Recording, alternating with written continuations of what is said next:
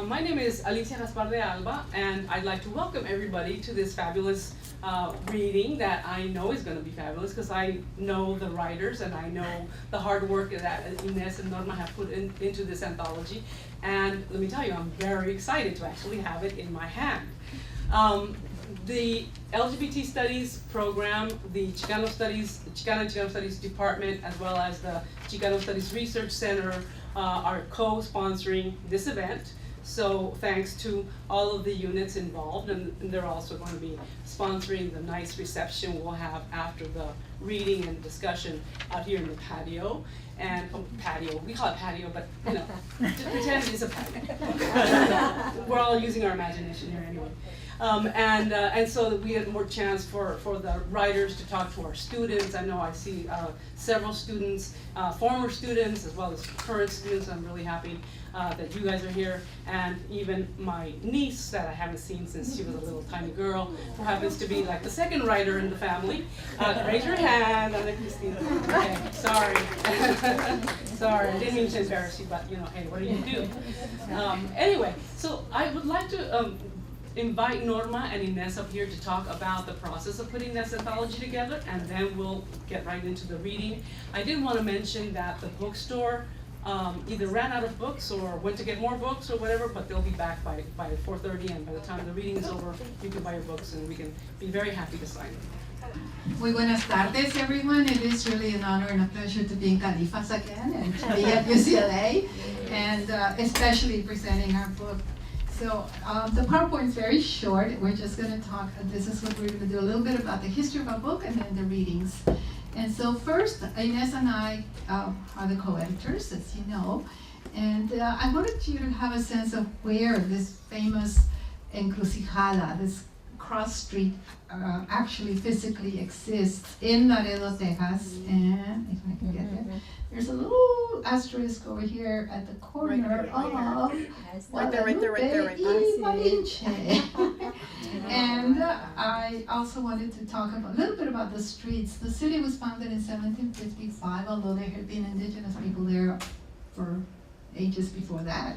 But the streets were laid out north and south and east and west according to a plan. From the river, the streets alternate between US and Mexican heroes. After Water Street, then you have that. And the avenues in the area of downtown, the old part of town, was made with saints. Convent was like the main street, and then you had the others. And this is what it looks like today. I just took this 2 days ago in Laredo. And it used to be, when we saw the sign initially, one of the older signs where you actually have the two streets cross, right. The signs cross. That's how I saw it. Yeah, and that's the one in my mind still, but this is what it looks like now. And where there used to be this wonderful old Chicano music store with the blaring music, Tejano music, and the signs, now we have a financial office. And where there used to be an old garage, it's still kind of a garage, this is what's there now, but it used to be one of the old ones where the guys used to hang out. So the neighborhood has changed, the street has changed, so I'm just very glad that between the covers of our book, we are in some way chronicling that change. And so then we'll do the reading. Ines, you want to say some words about how you started? Well, some of you have heard me say this before, but the idea for this book came to me, honestly, in the 1970s when I was teaching at Texas, what was then Texas A&I in Kingsville. Because the Chicano movement was going strong, I'll say Chicano movement was going strong, and I was one of the liaisons between the Chicano movement and the American Indian movement, and so I was always trying to make those connections. I know I'd brought Philip Deere down to Austin and San Antonio, Houston to talk. He was the spiritual leader, one of the spiritual leaders, main ones for the American Indian movement, and we had done fundraising for Big Mountain and for Yellow Thunder and other kinds of things like that. I wasn't the only one. There were other people who were working on those kinds of solidarity issues. But so I had in my mind, you know, that there was something about Tejana and Tejano identity that was so intimately, deeply rooted and connected to the land, and much in the same way that indigenous peoples have that rootedness and that love, that fierce love for the land. And so my idea, even back then, was to, I sent out a call, I got submissions, but I didn't have a permanent job. I didn't have a real position. So I didn't have, then I didn't have institutional support. So it wasn't until I got to Davis when I became an assistant professor, and then I was getting closer to tenure, that I reached out to Norma, because I had come from Texas to California and she had come back from Nebraska to Texas. So it was a really good coinciding of our efforts, because she knew and knows a lot of the writers who I didn't know, and so it was a good way for us to come together and pool our knowledge and our resources and encourage people to submit to us on top of the people who did submit to us. And so when you get a chance to see the book, you'll see that it's dedicated. We dedicated it to our ancestors, but we dedicated it to Gloria and Anzaldúa. And in the introduction, I make mention of the fact that when Sara Stella Ramirez died, she was an activist in the leading up to the 1910 revolution. Beloved woman, beloved poet from Laredo, and when she died, there was an obituary for her that read, Sara Stella Ramirez, la mimada de las musas ha muerto. And the heading was La Musa Tejana está de duelo. And so when I was writing the introduction, it came to me to say that for Gloria, that Gloria Anzaldúa, la mimada de las musas ha muerto. But at the same time, for so many of us in this room and way beyond, Gloria is the Musa Tejana. She is our Musa Tejana. And so we're really, really clear about the love, that with which we dedicated this book. And in the intro, I talk about that whole idea of indigeneity and connections to the land and so forth. And that's why we have Santa Barraza's work on the cover, because she manifests in her art, her incredible art, and in her writing, that she knows and understands what it is to be rooted in the land in that way. And she always acknowledges the original peoples of the land that is now known as Texas. And so I think that's probably what I wanted to say. This is a complete labor of love. I know for me, and I said this in Austin, since I've been working in Native American Studies for so long, now that I've been in California, this work, and I'm so grateful that Norma and I partnered on it and are able to give it to you, that this work for me represents a giving back to my comunidad from Texas, to my familia, to my roots as a Tejana. And I guess that's all. I want to add that in the introduction, Ines does a beautiful job of centering the experience of being Tejana and the conceptual and epistemological frames that connotes. And part of it is rooted in the land and our ancestors, but also how we in the 1960s, 70s, 80s manifested some of that in our own movimiento. And I just wanted to acknowledge that, because many of the authors between the covers of the book were really the ones that laid the ground for the work that came later, including Gloria, but others as well. And so that's the other thing too, is that you'll notice that when you go through the pages of the book, you'll see that you have writers like Rosie Castro in the book. Rosie's the mom to Julian and Joaquin, right? And Rosie's a staunch activist, that's what she's always been, but she's also a poet, so she's in the book. And we have elders in the book, we have women who used to be brown berets in the book. We have a broad spectrum of mujeres in the book, and we're really happy about that. Yes, of course, we have incredible established writers, like our host today, and many of you in the room, but we have mujeres that are not so known, and I love it that they're all together. not only the community is already there, so they're not really creating community, but they're helping to manifest community, if you will, in the pages of this book.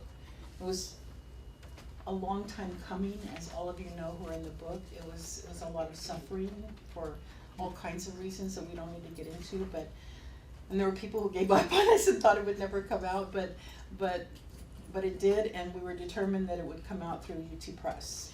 Todo tiene su tiempo, Yeah. and I really believe that. And as Yeah. we were at some points pretty anxious about how long it was taking, I kept reminding myself, todo tiene su tiempo. Yeah. And it really is, I think, the most propitious time for it to be out because of the tejanidad, the concept of tejanidad now being a more accepted concept. Pero también, some of the women have passed that are in the book, and it was perhaps one of those regrets that I have is that the book didn't come out when they were still with us. We did a reading in Austin.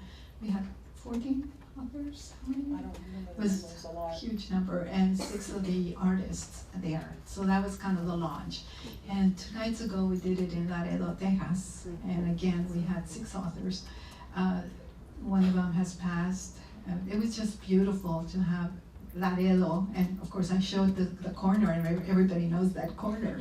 And so it was just really grounding it in that community. There were students there, but there were a lot of people from the community who came out because Rose Treviño is in it. Rose passed away in 2004. So that really is very rewarding. And I before I did forget it, and I want to come back. So I'm very proud that my mother-in-law, Consuelo Avila, is here today. She's sitting in the middle back there. You want to get his? Bienvenida. And my sister-in-law, Lucia,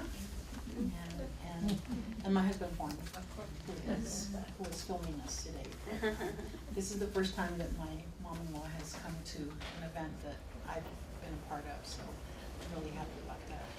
Gracias, Consuelo, por estar aquí con nosotros. Okay. Yeah. Yes, and I'll go back to the reading, the list. We're gonna do it the way that it was in the brochure, in the flyer, so if some people are expecting this order, there it is. So, sin más, Alicia, Gaspar de Alba, thank you again for hosting us. The bios are in the book. I don't think we need to do that. But if you want to say anything as you get up here and introduce yourself, you may. Thank you, Norma. Thank you, Ines. Did you want this? Oh, actually, I do need that. Thank you. She's lecturing for 2 hours without stopping, and my voice might be a little dry. Thank you very much for this book. I almost gave up on you guys, but instead I just kept removing the poem and changing it out for another one. And so then it became the genealogy of my love life. And so it's perfect. It actually is very perfect. In fact, I think I'll start with that one. It's a little bit long, but hopefully it won't take up, all my time. It's called Asking for Pears, a limpia, not just a love poem. Para la alma de mi vida. Y'all know who I'm talking about. She'll be here after her class. Prelude. Never use cliches, my poetry professor used to say, especially in a love poem. Avoid angels, dodge sunsets, sidestep heartbreaks, and most of all, eschew flowery language. 1. I used to worry that I wasn't meant to love anyone forever. I have loved like there was no tomorrow, like it was going out of style, like loving was my only anchor in the wide blue yonder. Love, said the goddess, when I asked for directions to my final destination. 2. Absent like mother, distant like father, love was the guardian angel weeping on the Paso del Norte bridge I crossed, drunk or sober, 20 years old and a husband on one side, my first woman love on the other. 3. Love was the little room at the back of the Greasy Spoon Cafe in downtown Juarez, the broken sofa cluttered with clothes, smelling of sex, and the black and white TV playing the royal wedding on my birthday. Will you marry me? Those were the days of 13 orgasms and swimming in the Rio Grande. Who knew so many lies would populate the narrow space between us? The one about how she'd never been with a woman before, or how she'd stopped seeing that male professor, or the one about how I would never leave her. My fist through glass, trailing blood and stitches. 4. Love was the geographic I pulled to Iowa City. PhD school amid blizzards and cornfields, and my queer familia of Cubans, Mexicans, Puerto Ricans, South Americans, one of whom I married, tall, fragile rabbit, going through her own lesbian resurrection. We moved to the Fenway in Boston, 4 years without booze, steeping yerba mate in a small gourd, the apartment filled with Gardel, Milanés, and Sosa, long walks to the common and the public garden for my research on witches and Sor Juana, a trip to her homeland from Patagonia to Iguazu Falls. At the Michigan Women's Music Festival in the year of the harmonic convergence, the same year my father died, our campground soaked under 3 inches of rain, Holly Near and Tracy Chapman concert blasting out over the land full of naked women, the knot in my throat already present. I saw a dragon uncoiling in the clouds and knew my heart was the treasure that didn't want to be found. 5. Love was the real estate I couldn't afford, the Virgo bride dressed in white, a big lady house with a pigskin leather floor, the backyard ceremony and the broken cup, the dogs and cats we rescued, the dissertation I wrote, and 2 novels, the tenure-track salary with benefits, the double martinis, tequila shots, and bottles of Cabernet Sauvignon I swilled night after my 60-mile each-way commute. Love were the conferences in Mexico and Spain, the family reunions in El Paso and Las Cruces, the new home under Mount Baldy, the hot tub nights sipping gin and tonics, suburban Sundays trimming trees and planting roses, chili roastings, goose mole, New Mexican Easter rellenos, but always the drama of dog and dragon, the locked doors and bruised fists, the heaviness in the throat, the thyroid gland a sponge feeding on rage and sorrow. Love was the cuevita I crawled into with tarot cards and candles, I Ching coins rolling out the fate I couldn't believe. Thunder on the mountain will give way to storms, Ursa Minor on the horizon. 11 years later, walking widdershins around Stonehenge, thunder and lightning spun me in another direction. Love was the laundry basket, holding nobody's clothes but my own. 6. Nobody breaks your heart like a lesbian. I left my 11-year marriage, my suburban incarnation, the Spanish-style 2-story house I'd always wanted, my family of cats and dogs. And because love is blind and they say fools rush in, jump off cliffs suspended only by their own faith or folly, I would have traded even my tenured position to weather those long Texas summers, sweat sizzling on skin, clammy with lovemaking, snakes slithering haiku in the river, and a room of my own. If the woman whose name I found inscribed on a beach, whose door had opened to the moon, had not resented me for the sure way I knew what I wanted, the way I'd ruined her happy-go-lucky, come-and-as-you-go life. Turned cold as a lizard if I asked for more than she could give. Tiger eyes glinting, metallic black. Is this what you want?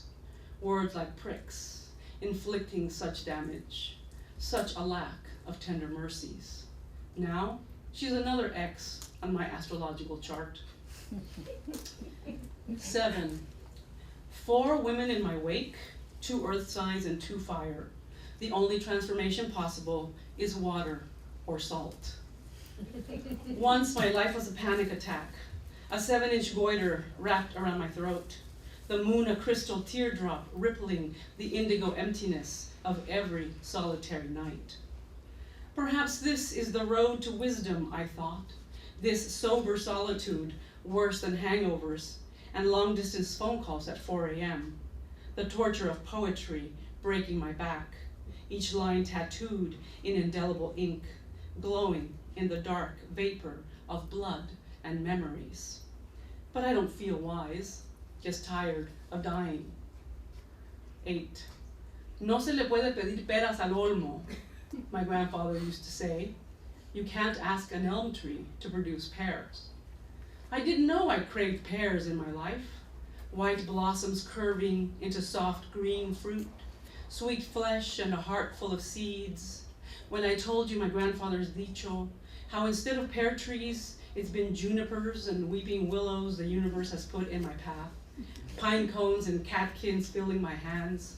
You said, there's nothing wrong with any of those trees, and olmos are nice too, but you should have pears, if you want pears. 9.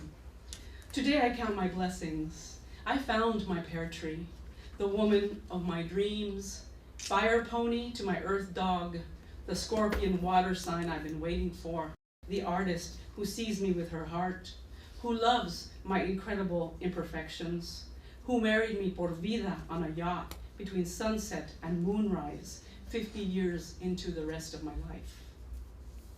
10.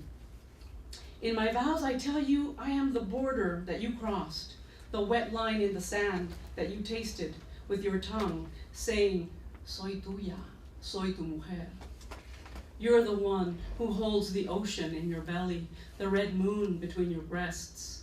Somewhere over the rainbow, we drift past latitude and longitude and plumb the depths as far as this loving can take us, where water and sky become ether, and we find ourselves flying to heaven and back, to that new constellation swaddled in sea foam and stars.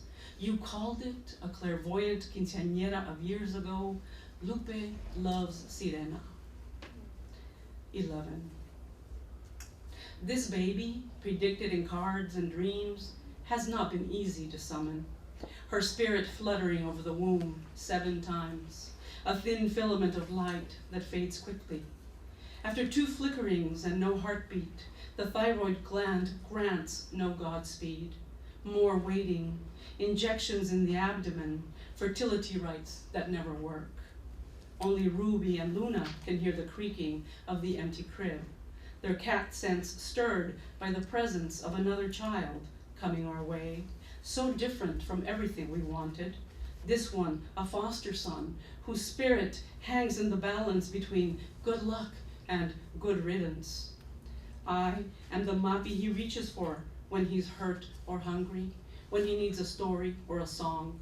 You, the mama, whose scent he takes into his dreams. You steam the yams and pears he loves. Thank you very much. The bifocals, but anyway, we'll see.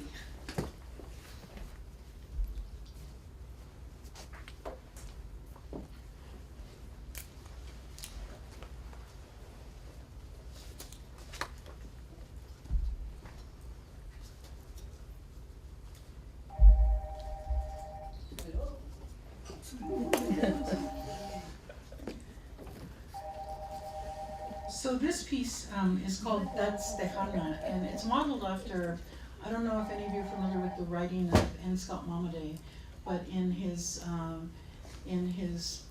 book, The Names, a Memoir, he has a passage, a rather long passage, it's more of a stream of consciousness passage, and in one part of the passage, he's remembering being in school and his teacher getting everything wrong and pronouncing his tribe Kiowa, and he says, no ma'am, it's Kiowa, and then she's assuming that she knows what Indian is.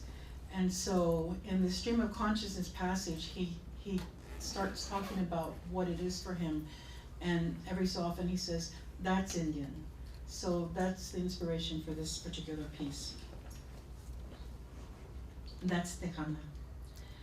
Mi papá Sabas y yo, his little girl grandchild, hand in hand, celebrating Fiestas Patrias at the City Auditorium in Galveston, the comunidad swelling up in dignity as we stand to sing El Himno Nacional Mexicano. I hum along, unaware of the formal intentions of the song, yet sensing my own child self grow taller with a feeling that pours through me completely. I had no exact words to name it back then, knowing now it was a collective orgullo, a claiming of space to express Mexicanness, honorable citizenry, respected humanity, dignity. That's Tejana. Papa Sabas, retired carpintero from a line of carpinteros, working in his garage shop, filing saws to make some extra income, waiting for me each day after school, greeting me with the well-known Hernández smile. How's my young lady today? We were partners. Even when I was a little toddler, I remember going with him on errands, sitting in the front seat, relishing his spirit shining down brightly on me, hearing him say in a tone that meant grandness, look, we're going to push the bus that's in front of us. We're going to get it to move. My child's head unable to see or understand that we were at a stop sign and that Papa was inching behind the bus as it took off. I was amazed at the power of his strength. Papa Sabas, Mama Ines, my second set of parents, sometimes I probably hurt my parents' feelings. I would jump with delight to be with my abuelos. I was theirs, simply put, and we all knew it. That's Tejana. 4th grade, Alamo Elementary, a young gringa schoolmate tells me with a perplexed look on her face, Ines, I like you, even if you are Mexican. Not knowing how to name what I'm feeling, a pall falls over me. I'm suddenly tainted.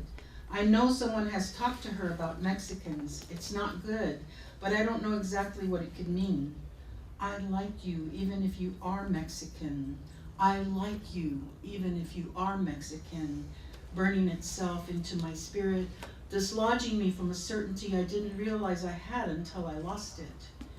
I like you, even if you are Mexican. Mom, my Nespers mom telling me, don't stay out in the sun so much, you'll get dark. Don't wear yellow or white, it makes you look darker. She would always cut my dark, thick Indian hair, not letting it flow like other girls with ribbons, braids, cutting it, perming it, estilo Shirley Temple. Mom says this was the style back then. I can't get it out of my head that the curls were to disguise my Indian hair, to make me and her look more civilized, more Mexican. My straight Indian hair wasn't good enough, not for whites, not for Mexicans. Ay, Sabas, tú eres el indio, Mama Inés, frustrated with my Papa Sabas, hurling at him the worst thing that she can say.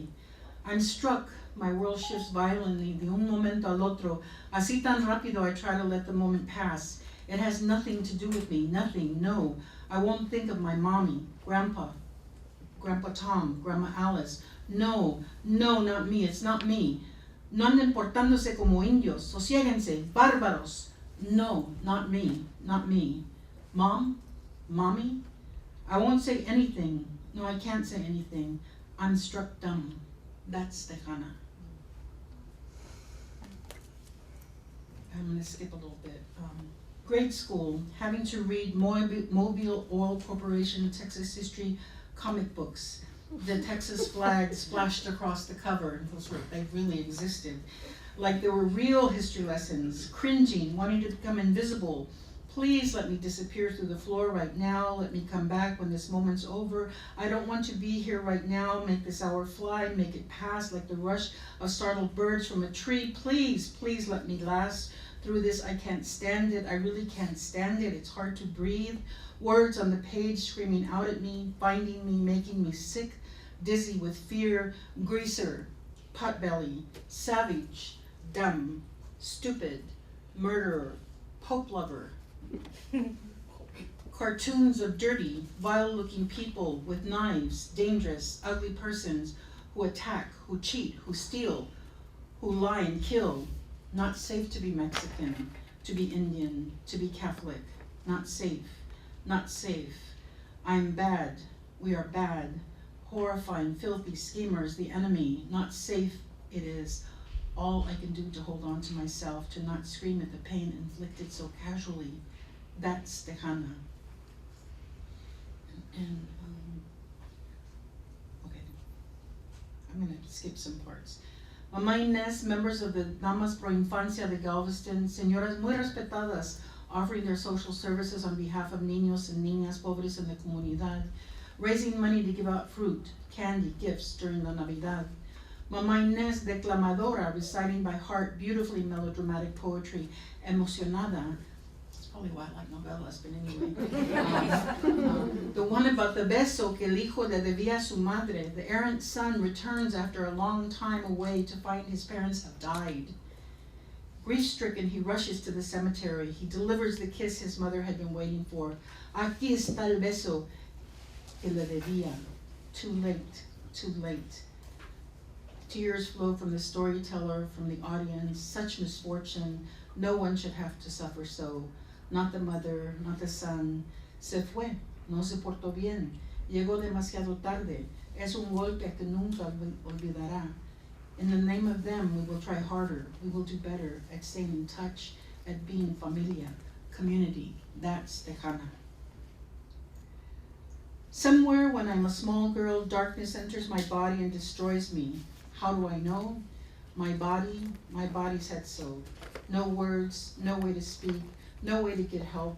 Secrets, nausea, shame, horror. Speechless, I'm speechless. I'm 4 when it happens. 4 years old.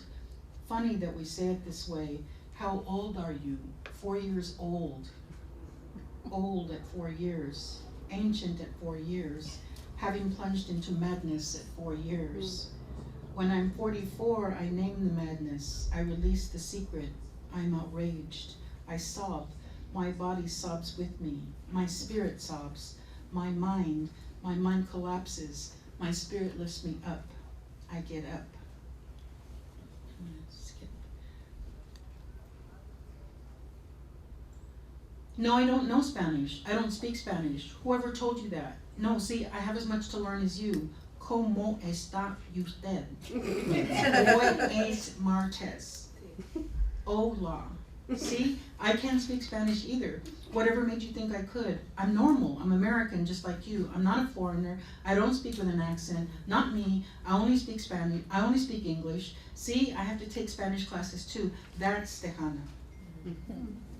Santos Rodriguez, 13-year-old Chicano and his brother in Dallas, children getting arrested because someone supposedly burglarized a soft drink machine. The brother telling the cops they didn't do it. But it doesn't matter. They're shoved into the police car. One of the cops puts a gun to the head of young Santos, playing Russian roulette to get him to confess, and Santos dies. Santos is murdered in cold blood. Santos. He's named for all the saints that ever were and ever will be. The saints shriek their horror on that day. The earth reverberates with the brutality and receives the grief of yet another death by monstrous hands.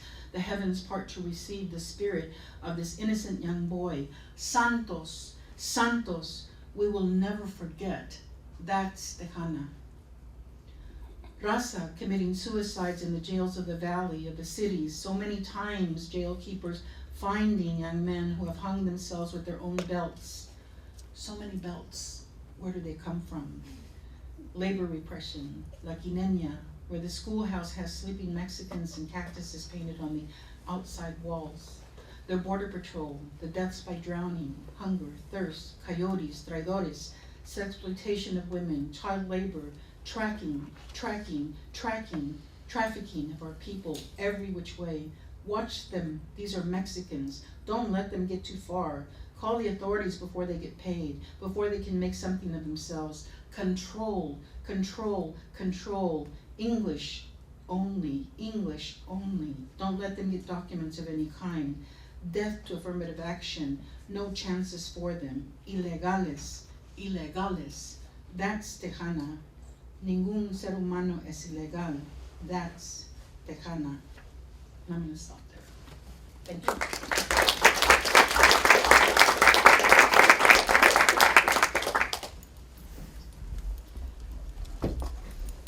South Texas, July 2014. Yesterday, the turtles hatchlings released to the surf. Someday they will return to this very shore, this gulf. Today they kidnapped him, murdered him, my friend's father. He was 65, a loving father, a businessman, a husband, an uncle. Now he is a statistic. What's left? A son, a widow, a community grieving the loss, in pain. The 11-year-old from Honduras, wearing Angry Bird pants, had his uncle's telephone number on his belt. The uncle in Chicago. They found the boy's decomposing body in the brush, alone, away from the others. He wandered off, lost to die alone. From such stuff, dreams, nightmares. Mi cariño huérfano de besos. The cotton plants, a green sea, not yet ready. Greet July and wait for August. Pregnant with pain, the land, the sky, heavy with grief. Grief yace en mi corazón. I ask, who will be there? I ask, who will be there to grieve? I ask, who, when all are dead or gone? Who?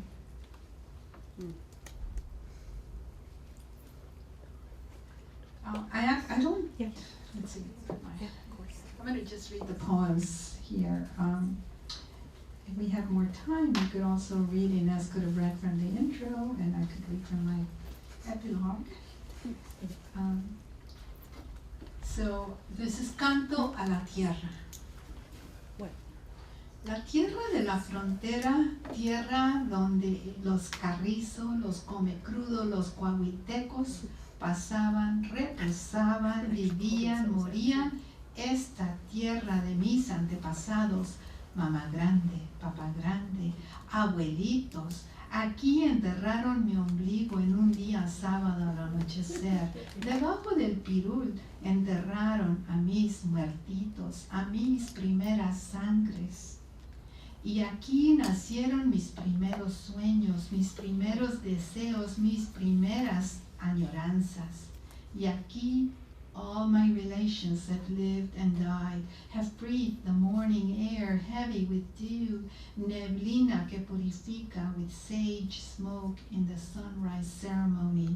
Y aquí los gallos le cantan al amanecer y las víboras de cascabel viven y mueren como cualesquiera que nace en este país áspero y rudo, suave como el nopalito en cuaresma.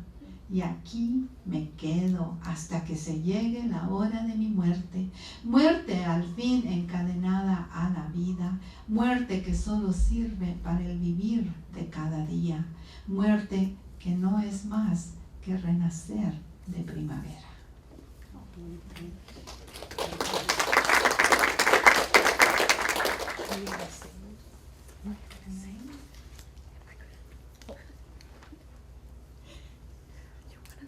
No, make reference to the songs in your mind. No, I know. No, you could see. It'd be great for them.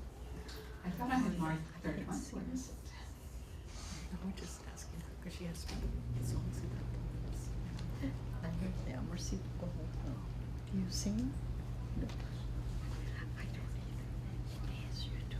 Yeah, but I don't know. Okay. No, it's your time. It'd be great. Anel? So thank you all, thank you Norma, thank you Inés, thank you Alicia, thank you to all of Tejanas here, and Amalia also. It's really an honor to be in this book. I was born on the border, Tejas, Mexico, raised halfway on the border, halfway in San Antonio, which is really close to the border. Drove every weekend,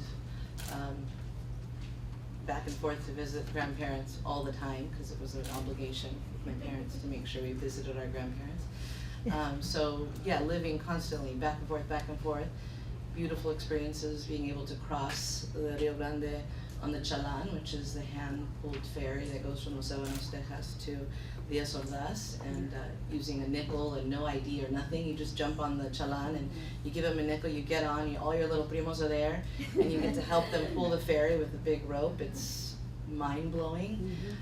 You buy candy, you get back on the ferry, you come back. I mean, it's just like nothing. There was no worry. It was a beautiful time in my life. And then now returning back to South Texas from San Antonio on that drive, I still do many times a year. But it's a very different experience because all those things are not, you can't do those things. You know, now you drive on highways and you see the wall. You're driving, it's like there's a palm tree and like beautiful crane, and then there's a big ass wall. It's crazy. It's terrifying. Just it jumps out and you're like what is that? You know, it's very, very scary, different. So this is a prayer while driving down to the border. Sinvergüenza on the banks of the water. Palm trees rush by my car window like a mosca passing by. We're more than halfway there when brown vendors peep out behind small buckets of oranges, looking scared. I feel like we have to stop, like we have to buy something. You mutter to me, tap my shoulder, aimed at the wheel. They're out here working to feed their family. It's hot as hell. Thank God for the wind from the coast, I think to myself, and stop the car. Brown baby about 2 feet tall, hair cut like a deflated soccer ball, steps in and out of a red fruit box on the ground. She sits in the box and laughs, stands up and laughs, steps out, laughs so hard her body folds over. You don't stop staring at the small girl, repeating her thrill in the red fruit basket, out of the red basket, and again, laughing. I pick a couple oranges because it will only be the two of us for the next few days. Mommy and Papi don't know I still have the key to the casita beside the Arroyo Colorado River. Mommy and Papi don't know about you. I reach for the last papaya in the basket, shuffle my hands through large multi-limbed leaves, wrap my whole hand around her flesh, take her musky scent into my nose. She's ripe. I'm gonna dig my teeth into you when we finally get there, I think. When I turn to motion for your approval of my fruta selection, I don't see you. You're squatting on the ground playing canicas with a kid who could be a boy or a girl. Lucky kid, I think. Kid has the same deflated soccer ball haircut, faded blue shorts, a plain white t-shirt with collar grayed. Dad told me once he used to cross kids illegally from Mexico when it was easier to hide them.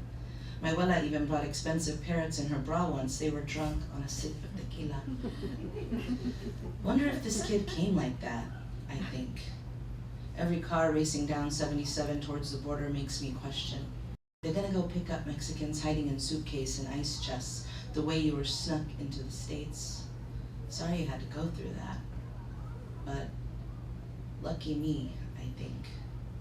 We are headed towards familia, memories abandoned, El Golfo de Mexico, La Laguna Atascosa, La Pesca, La Paz, Lenguaje left behind, juntos. A time to be alone, and the best Mexican food. One delicious reminder of home. I can almost smell the ocean, I tell you, but you don't hear me over the highway cars and whipping leaves. The wind slaps her hand on my ass, pushing, forcing me to skip to the next wooden table of cositas for sale. Sal limon, peanuts, chicles, empanadas, y dulce de fruta I couldn't identify. Grab me some of those, you tell me, tossing an extra big black canica down onto the dusty scattered globos of colored glass. You'll be driving for another hour before we get there. I'm gonna be hungry. Out from behind the table, a tiny abuelita about the same height as the canica shark rises from an old wooden fruit box. Her hands are open, smile is too. Buenos dias, you tell her, and I mumble to her my best textbook Spanish greeting right after you. Hola, ¿cómo estás? Buenas, she says. Tenemos nopalitos y maíz blanco en la troca. Dígame. And you, of course, are already at the back of the truck, shoulder to shoulder, picking out what calls to you. Hope I have enough cash for this love trip, I think. Are you ready to go, chula? I ask. You choose to not hear me. Wet's in the air. Light orange dirt mixes with sand and caliche under my chanclas. Thinking of getting to the water shakes my lungs, twitches my neck, makes me shuffle my ankles. The old brown woman hands you the wooden crate full of goodies. You take out cash from your pocket, wrap your arms around the abuelita, point and blow kisses to the baby and lucky kid, pass the crumpled cash into the lady's palm and turn to me smiling, wrinkling up the corners of your eyes that remind me of the future with you beside the water in South Texas. Who knows how much you paid her? Lucky me, I think. Ready, baby? You tell me. I'll drive. Yes, I am. Thanks. Moscas fly past our eyes. Maybe we'll be brave enough to pick up some Mexicans, bring them over this time. We talk about it, share the dulce de camote, cacahuates. The brown fruit vendors in the rear view get smaller, a reflection of the two of us in our windshield against a horizon of orchards, and the school bus yellow Rio Hondo Bridge calms me. I wake up at the water. We're here, you say. I choose to not hear you, choose to forget my shoes, step out into her wind and seagull songs. Black ocean spreads out in front of me. Sand pushes up into each of the cracks between my toes. White bubbling lines of foam soak into the darker blue of my jeans. Baby, you call me. Yes? I answer you this time because I feel safe here, and a huge knot rolls down my throat, dissolving before it hits my stomach. I feel honest here, I think. Yes, I answer you again. You choose to not hear me, press onto my behind, slip your small brown hand in mine. Love you, I say. Inhale the wet air. Everything that is memory falls away. The drive, the kid, my parents who don't know I'm here, or the girl, the ugly guy who stared at us like animals in the gas station. Everything that is memory falls away. The dry caliche, my skin, my baptism, my fat body.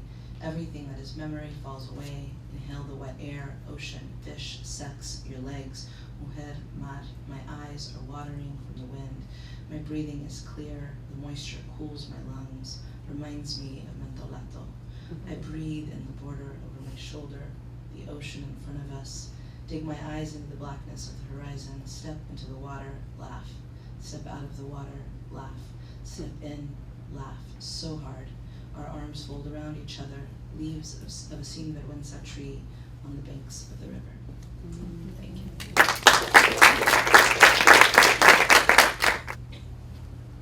I feel so fortunate to be here today. I want to thank everybody who's here this afternoon, and to thank the editors and Alicia.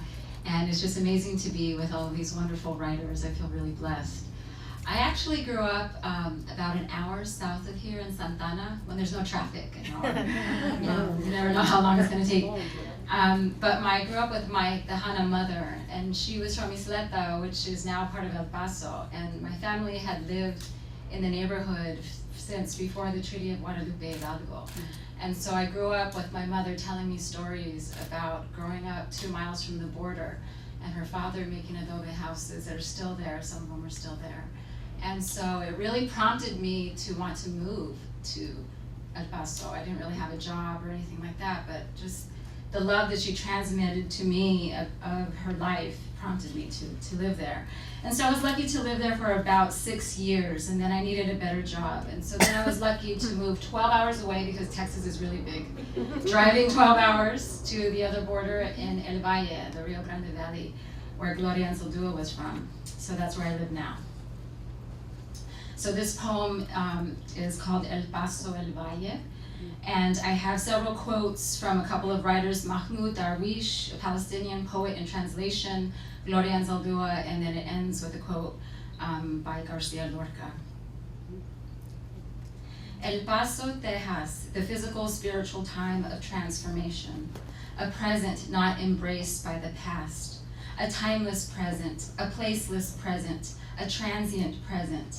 El Paso, una herida abierta, where we meet others in the dust storm. Eyes sting, reveal all that is unspoken. Every city is El Paso, and every paso a city where we smile and greet kind neighbors who raise roosters and water tomato plants as someone ODs near the canal behind our homes, and I never saw his face because I did not look enough beyond obvious beauty. Ciudad Hermana, across the river, parents carry signs with photos of missing daughters. El Paso of Native Americans who speak Spanglish. El Paso of every city in Las Americas, every city on the globe. El Paso, when I write and think about you, Justicia, and Writers Unafraid, where we are not healed, comforted maybe in the roosters crowing in Isleta without fail, peach trees growing, and lovely neighbors I romanticize because they remember ancient family members. El Paso, where refineries flame in the middle of the street and greet us with filthy besos. El Paso, where land is condemned by name and barrio, then revitalized as if corporate America is an oxygen machine and residents ghosts who can move out of the condemnations without dying again, further into the desert, away from the river and bridges to medicine. El Paso, where adobe, bricks cleaner than marble shipped in. El Paso, where the stench of our shared sewage permeates summer nights. A place where newspapers tell it slant or leave it out. Every place on this planet where my grandmother, exiled from her father's judgment, birthed 10 children. Isleta, from where my mother was born to her Mexicana mother and Tejano father, who exiled himself from the family created in the adobe home he built too small, but with enough room for his own. El Paso, where you help me love and forgive, where I allow myself silence, where your humility is beautiful and brings pain. All the faces of humility in a city, where I learned to love but not enough, where I learned at the end that love is not fearing. El Paso, una herida abierta, como el Valle, como Navajo country, Santana, Nueva York, where we have to be stronger to see if we want to love. El Paso that can never be defined, grapples free, where love for family is indestructible, where I learn what you already seem to know. El Paso that is not Palestine, El Paso that is not Iraq, Afghanistan, El Paso in Iraq and Afghanistan, the US in El Paso, in Fort Bliss, El Paso in Iraq, and photographs in Sagrado Corazon with candles and candles and candles. El Paso that sometimes forgives my contradictions because it cannot be defined. El Paso that is not El Valle and is El Valle. El Valle and all the cities where poppies live. El Valle, una herida abierta, palabras de Anzaldúa. El Valle that is not mine. El Paso that is not mine. I don't want anything to be mine. Hargill, where the living horse told about the deceased one in Gloria's poem, where cruel knives gleam in the seeming blindness of night, and neighbors whisper atrocities instead of shouting them. El Valle of yellow Kiskities and green-blue river, El Valle where Agent Orange was born in a factory planted in the barrio, DDT and arsenic still in the soil and blood. El Valle where I'm learning how to love, astonished. El Valle of brand new border walls, concrete, rebar, comfort for those who have never touched this river water. El Valle, where we are witnesses with all the senses, sometimes the words swallowed in helicopters and hurricanes. El Valle of green parakeets on 10th Street, bobcats and ghosts of ocelots in the monte by Boca Chica, where the river cools blue herons, children, and fisherwomen and men as it joins the Gulf. Spring arrives anytime there's a splash of rain with sun, and still a pronounced flowering in February, March.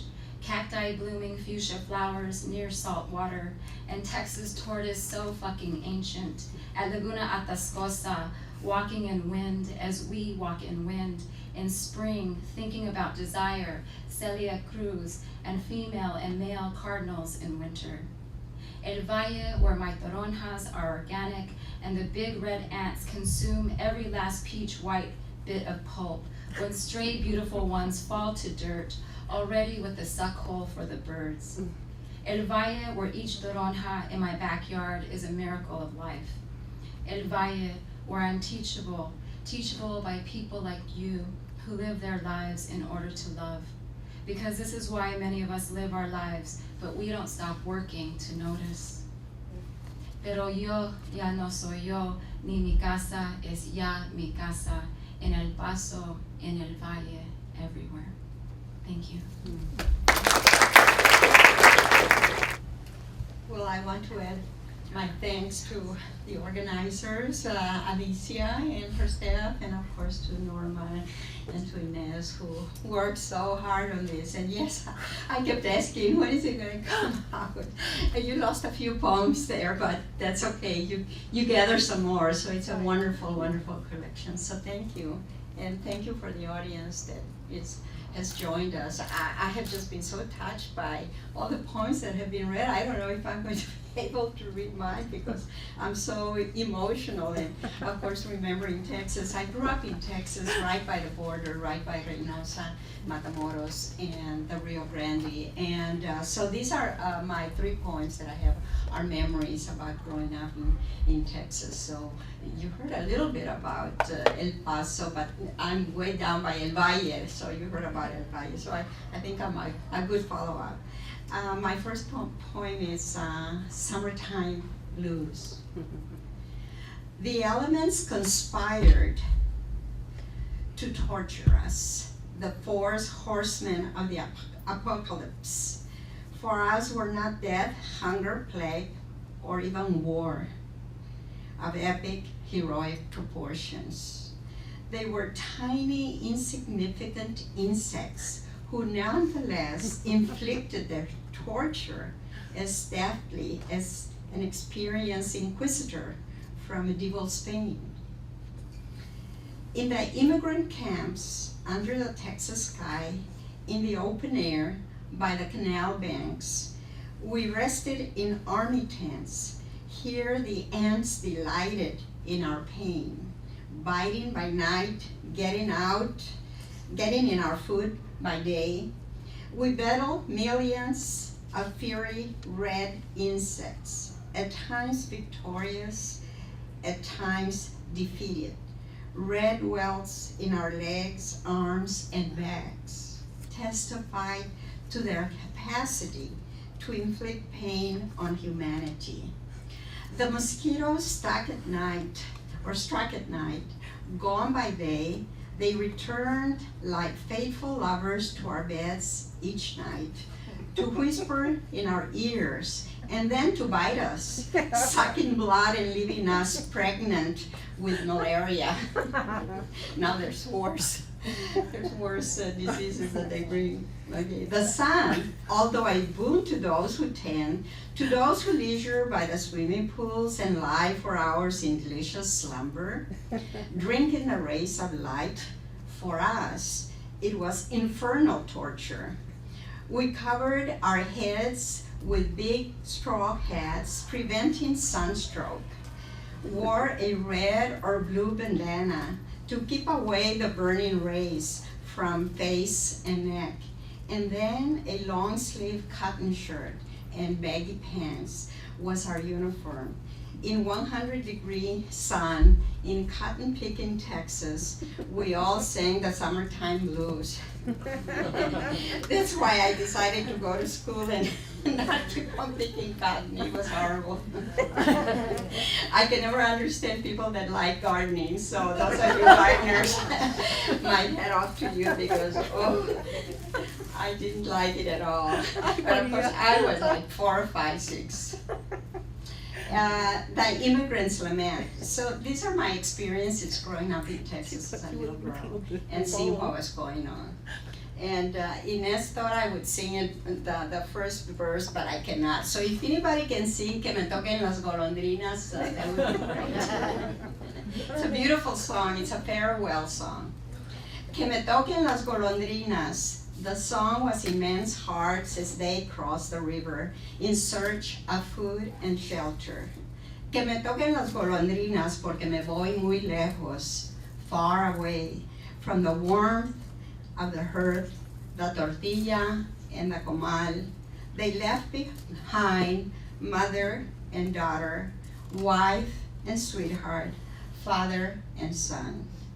Que me toquen las golondrinas became their national anthem in the cold morning dawns as they went to work, hunched solitary figures to fields and factories. Que me toquen las golondrinas, and the songs crashed a tear from their hearts. And another one that begins with, well, it's the title of a song, a very popular song during the early 1950s. It's Amorcito Corazón. So if anybody knows how to sing that, maybe they can sing it at the reception. Amorcito Corazón, yo tengo tentación de un beso. And as Pedro Infante sang, the people crossed the Rio Bravo by the tens, the hundreds, the thousands. Some never made it. They died with their amorcitos hugging each other in a final embrace of death. The voracious river took and never satisfied. It craved the strong young brown flesh of the bracero, the mojado, the indocumentado, the ilegal. They were all alike, came the same to the swirling waters of the hungry river, who ravished each body with a gusto that only death can have. Thank you. And I too want to thank everyone, and Inés por favor, for being so persistent and que salga el libro. And I'm one of those that probably Lots of prayers. I'm one of those that probably gave Inés my first poem, my only poem, a couple of decades ago. Yeah. But so when this came out, I thought, oh my God, it's such a beautiful book. So thank you. And it does take a lot of work. I mean, we're kind of teasing about the time that it's taken, but something like this doesn't come out unless there's been a lot of time and a lot of work. So I think, that's what makes it, the time and trabajo, el tiempo que ponieron en este libro. So gracias. So what I am going to do is that I am going to read 2 short poems that are not in the book, and then I'm going to conclude with one in the book.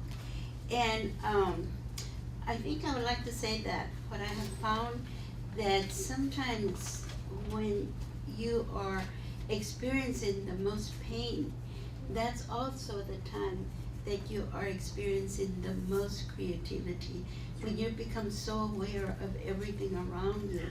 And in life, just there's death in life that kind of, pull back and forth. And so most of the ones that I'm going to read here are poems that have resulted from a death of a family member. And this one is called Troubadour, and it's about my brother, Jesus C. Luna, so it's in memory of him. On a mother's wall hangs a photograph, a son genuflex, a rifle caliber 30 M1 balances the uncertainty of war. Breast buttons secure an olive drab wool uniform, an American flag drapes in the background. I gazed at the image, wondered what a soldier thinks as he follows those who die in war fields across the sea, who never returned home, whose limbs were shattered by shrapnel which lit the sky like fireflies in a Texas summer night. Today, my arms circle my brother's fragile bones. I recall waking to grounding sounds traveling through the neighborhood of my youth. He played the guitar, sang a song or two, ate a bite of two. Driven by the aroma of percolating coffee, he sang his dreams away.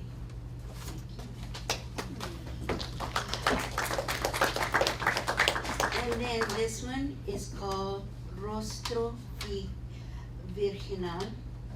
And again, it's by one of my brothers. And we traveled to Michigan because he was very ill. And so we got there just maybe an hour or two before he died. And but he knew that we were there. I stepped into a dim lit hospital room. Numbers announce rhythms of a weary heart. Black dashes skip across a celluloid screen, recognizable face, unable to call my name. We are here. Grunts crackled across icy white walls, malleable tears roll out from beneath an eyelid. Drained body lies beneath sanitized sheets. Your sisters are here. One by one we reach out. One recalls the days she made child shirts from feed sacks. One recalls watching you as you drove away with your family. One makes the sign of the cross on the body. One whispers, I will follow you soon. I gaze at the monitor. White cotton dress figure steps into the frosty room. Do you want me to turn the monitor around? I nod. They're only numbers, only numbers. I repeat. Heartened, familiar hand straightens bleach muslin sheet. Recemos. Interlock hands encircle stainless steel bed. Padre Nuestro.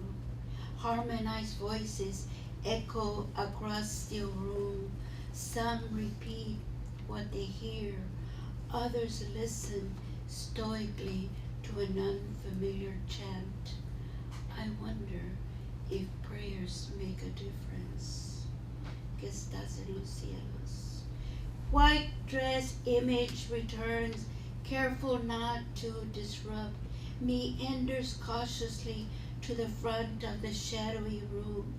Mindful hand reaches up, quietly twists monitor forward.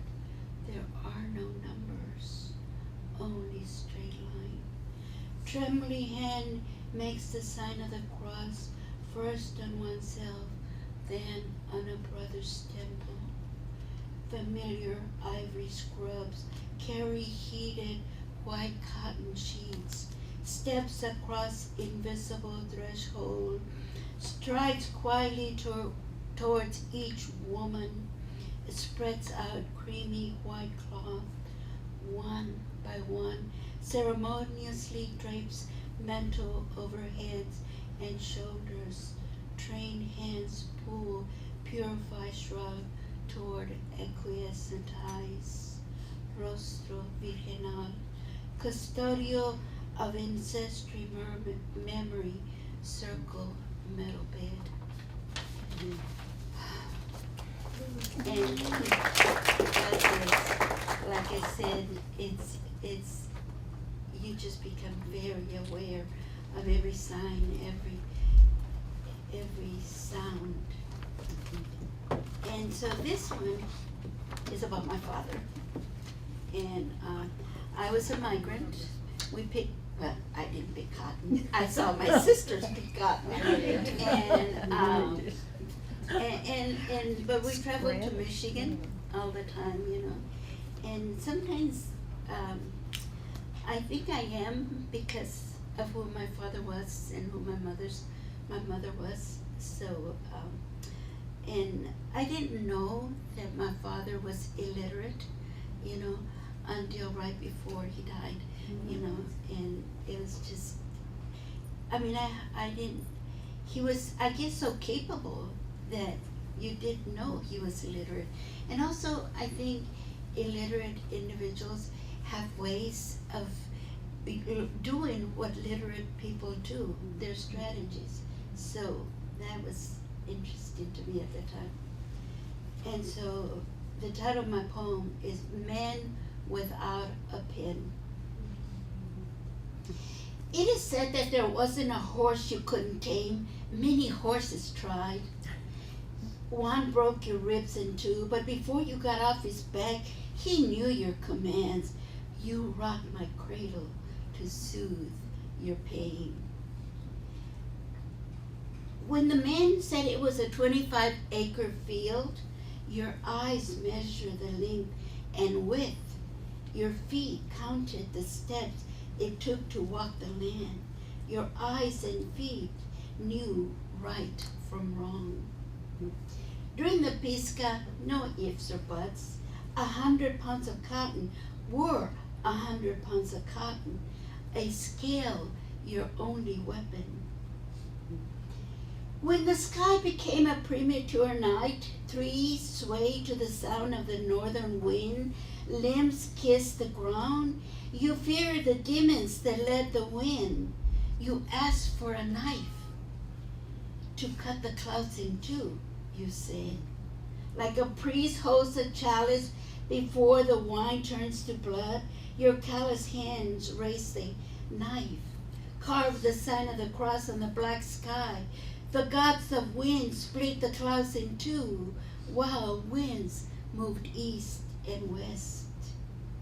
Then one night, I sat by your side, time no longer a friend, memory a friend gone astray, silence your companion. I searched for the words that would bring you back to me.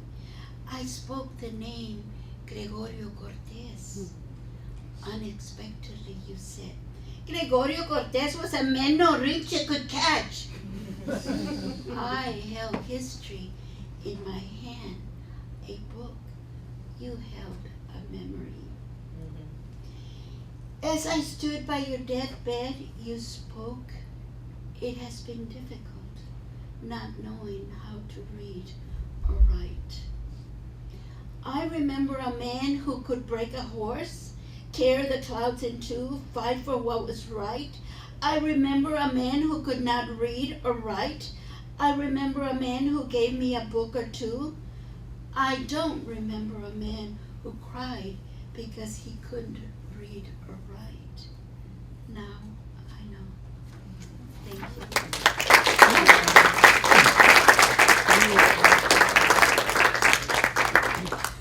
1942 to 2004, a very short life.